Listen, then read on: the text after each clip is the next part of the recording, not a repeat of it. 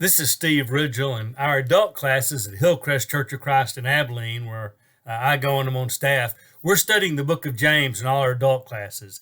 Now, I'm kind of one of those roving teachers, so I teach in one class one week, another class another week. But it's interesting as we've talked about James because we've kind of outlined that for a lot of people, some people would argue that James is the work side of a debate between faith and works. As if some people would say, well, your faith is what matters. If I have to choose faith or works, I'll choose faith.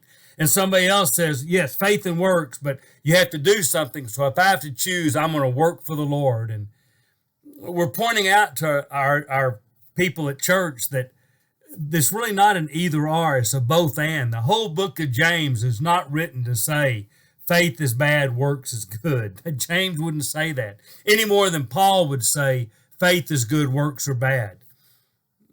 Faith and works are not mutually exclusive. They go together. But people love to set up false kind of things like that. One of the popular ones going around that you may have heard, if it comes down to trying to follow the commands or loving people, I choose to love people. Well, that sounds great. Who's going to say, no, don't love people? The problem is you're never going to find God's command in loving people to be in conflict. They are not. That's not an either or. It is absolutely a both and. You will never find God commanding you to do anything that will not be loving. And loving people will never be in contrast to what God asked you to do.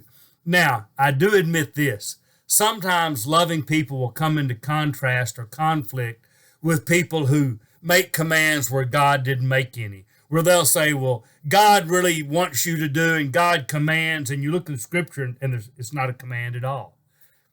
But they've made it one. And they'll argue that you've got to do, okay, sometimes loving people may conflict with that, but not what God really says. Or sometimes God will say something, and people will be out there telling you, this is what love is. And it'll seem to conflict with what God said. But my definition of love doesn't come from people or society. It comes from God, just like his commands do. So I'm going to tell you, when you see a command from God and you're trying to love people and you can't decide which is which, you're missing on one of them. You either don't get what it is to love people or you don't get what God is saying. Because the God that we follow would never say to you, I want you to love people. Love me first, but then love people. And now I'm going to command you to do some things that are going to hurt people and damage people and be very unloving. God wouldn't do that. Nor would God set up a bunch of commands knowing that they're not going to help people and be loving. It just doesn't work that way. A lot of times we want to set up those things because it sounds so good and it kind of furthers an agenda. Well, I choose to follow God. What we really mean is I've got all these ideas about what God should have said, and so I'm going to do those even if it does hurt people. Or I choose to love people, which means, God says don't do some things, and boy, we're going to take a lot of flack, so I'm going to say it's better to love people and let them. It's not either or. It's both and.